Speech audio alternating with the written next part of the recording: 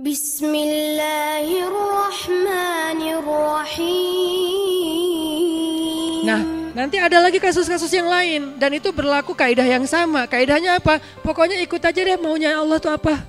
Kalau kita tahu Allah, ya ayyuha, apa ya Allah? Ternyata kafirun. Oh, bukan saya. Makanya jangan ya ayyuha udah langsung labbaika, enggak. Tunggu dulu ya ayyuha siapa nih? Kalau ya ayyuhal kafirun jangan. Kalau ya ayyuhal ladzina amanu oke lah, labbaika ya rabbi. Aku penuhi panggilanmu ya Allah.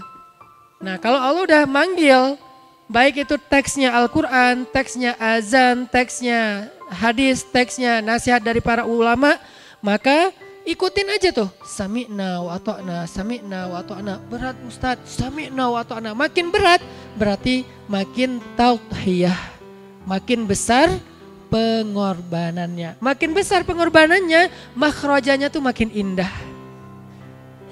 Wa yarzuqhu min haitsu la yahtasib. Dikasih rezeki yang tidak terduga-duga. Makin berat pengorbanannya, makin rezekinya lebih tak terduga lagi.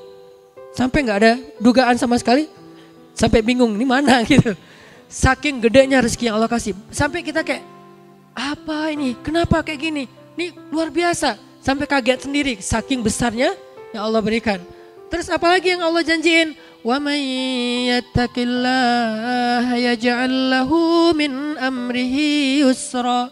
Di ayat di bawahnya. Siapa yang bertakwa kepada Allah dengan pengorbanan-pengorbanannya, Allah jadikan segala urusannya jadi mudah. Makin besar pengorbanan, makin mudah hidupnya. Udah selesai? Belum. Wa may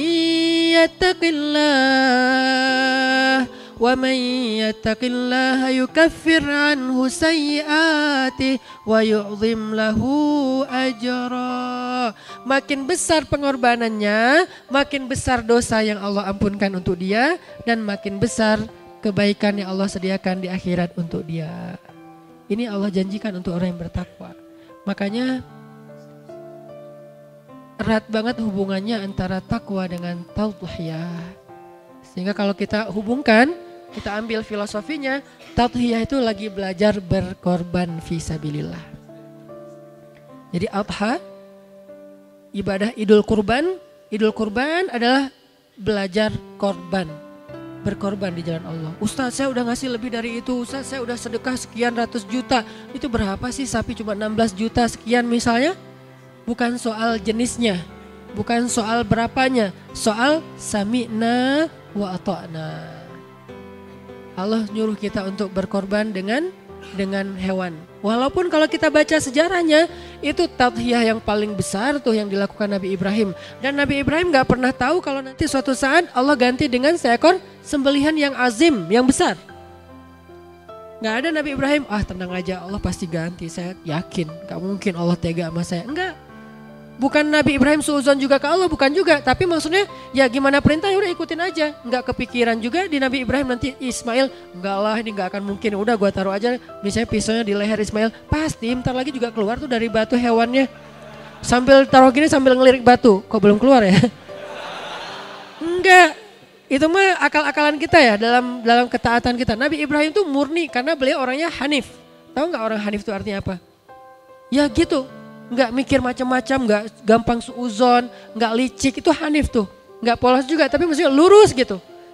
Akal dan hati beliau itu nggak terkotori dengan wasawis, dengan zunun, dengan godaan, dengan prasangka, nggak ada sama sekali. Ya Allah perintahkan nyembelih anaknya, ya udah. Dzabahul walad, menyembelih anaknya. Wahai Ismail, dalam bahasa yang sangat sedih. Wahai anakku tersayang. Itu ngomongnya itu Ismail disuruh duduk di sebelah Ibrahim, diusap-usap kepalanya karena Ismail waktu itu masih kecil kan, diusap-usap kepalanya. Saya kebayang aja anak saya digituin terus kayak anak saya taruh di pondok pesantren aja buat saya kayak berat banget gitu. Dulu waktu Aisyah kelas 1 SD itu Umi mau naruh Aisyah di pesantren tahfiz di Kudus, lebih tepatnya Kudus, di Kudus. Ada pesantren tahfiz Kiai Arwani di sana. Kebenaran keluarga besar Umi masih ada hubungannya dengan Kiai di sana. Mau ditaruh di sana kelas 1 SD. Kan buat saya kan berat banget tuh. Tapi karena Umi maksa-maksa ya udah deh saya anterin naik mobil. Kita dari Bandung ke Kudus naik mobil. Pas sampai di sana kita malam tahajud biar besoknya ujian tes kelulusan gitu. Penerimaan siswa baru. Malam doa, Umi doa, saya doa. Umi doa, ya Allah mudah-mudahan besok Aisyah diterima. Saya, ya Allah mudah-mudahan ditolak. Kita sama-sama doa, tapi beda. Kenapa? Saya kayak gak rela gitu jauh dari anak. Karena saya senang banget dengan family life kayak gitu. Jalan, nongkrong bareng anak, ngapain pokoknya sederhana tapi kayak pokoknya bareng lah gitu. Jadi Umi doa-doa, nangis-nangis, ya Allah mudah-mudahan Aisyah bisa mondok di situ. Ya Allah please jangan mondok di situ. Terus alhamdulillah untuk kesekian kalinya besoknya Allah mengijabah doa saya. Aisyah pas dites gak mau bunyi. Padahal dia udah hafal juz 30 tapi dia gak mau bunyi. Kata ustadznya, Aisyah coba baca. Aisyah, baca ini sayang baca. Gak mau lama sampai 15 menit gak baca. Akhirnya ya udah istirahat dulu maksudnya ke rumah pulang gitu. Ya udah istirahat dulu ya.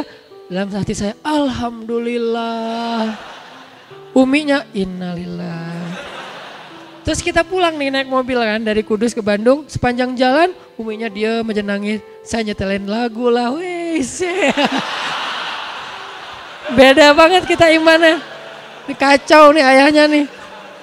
Karena kita nggak sefrekuensi mungkin ya. Dia soleha banget, saya ya gitulah pokoknya. Nah kemarin Aisyah udah kelas 6 SD. Janji saya jangan SD deh, SMP aja. Nah pas udah kelas 6 SD kemarin lulus. Masuklah pondok pesantren yang ada di Bandung sebetulnya nggak jauh tapi bisa ketemu sebulan sekali doang jadi kayak sama aja kayak jauh gitu.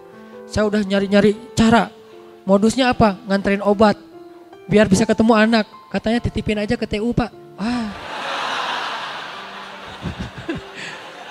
Terus Aisyah kayak bibirnya sariawan. Aisyah tuh bibirnya kalau kayak gitu tuh harus ke dokter. Saya punya dokter langganan saya.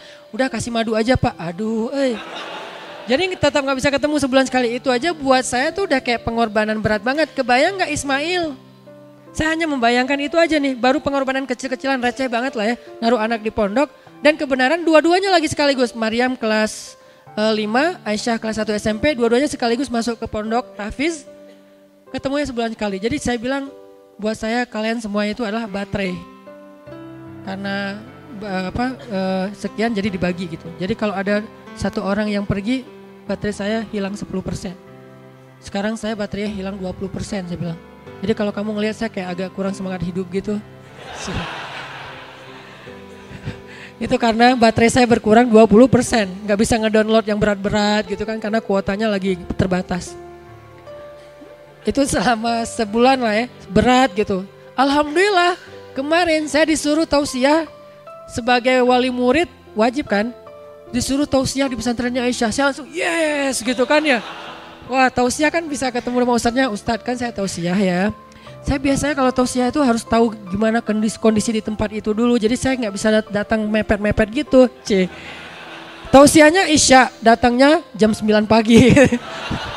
Ustadz udah datang? Ya biar lebih nyaman. Jadi saya kayak menghayati dulu kondisi masjidnya kayak gimana apa. Ngelihat anak saya lewat, Aisyah, Baba gitu. Sini.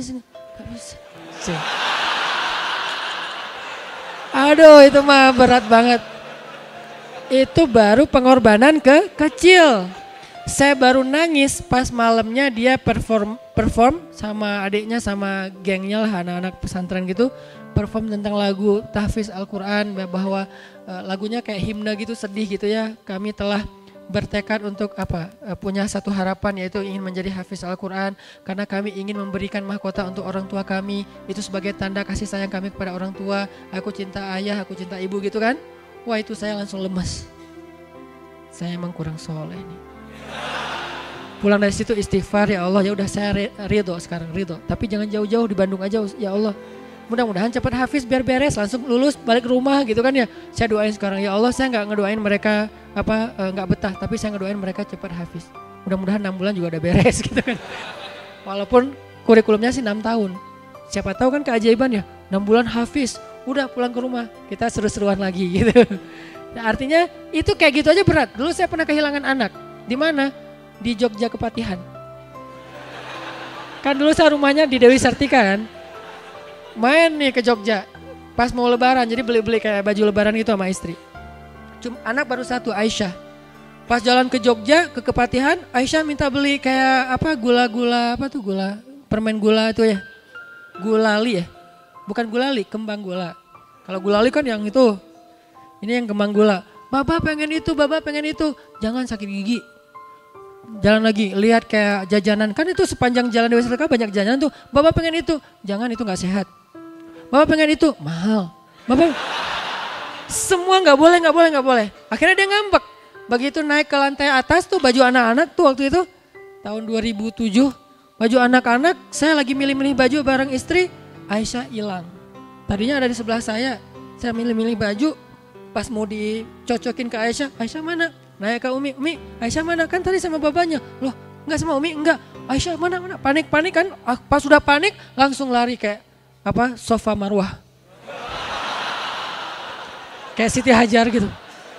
Ke ujung sana. Wah, lari. Sampai akhirnya saya kayak, "Hah, Aisyah." Saya gitu. Aisyah. Gitu. Aisyah.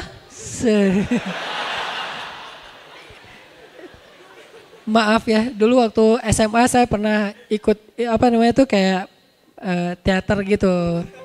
Saya jadi Ibnu Batutoh. Jadi apaan sih Ustadz, lebay.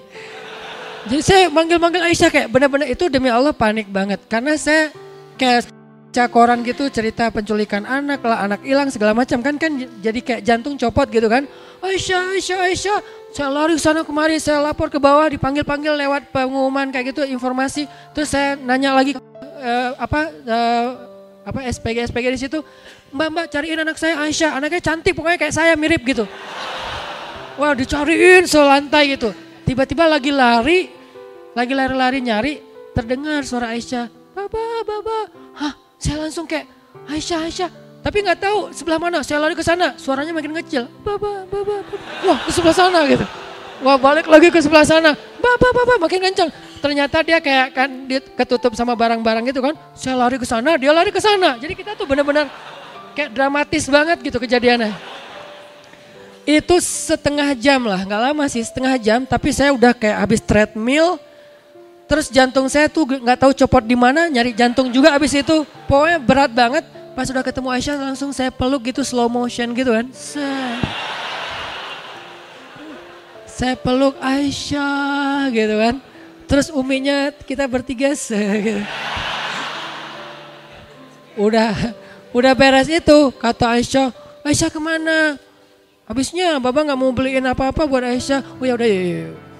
Mau apa? Itu ambil. Yang itu ambil.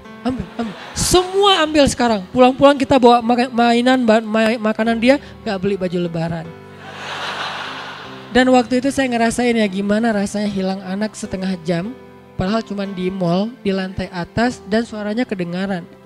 Kebayang gak seperti Nabi Ibrahim? Yang mungkin kalau itu kejadiannya gak ada yang berubah, skenarionya bakal kehilangan anaknya selama-lamanya. Kebayang gak perasaan ibunya Musa yang harus menghanyutkan bayinya ke sungai Nil dan bisa hanyut sampai lintas negara.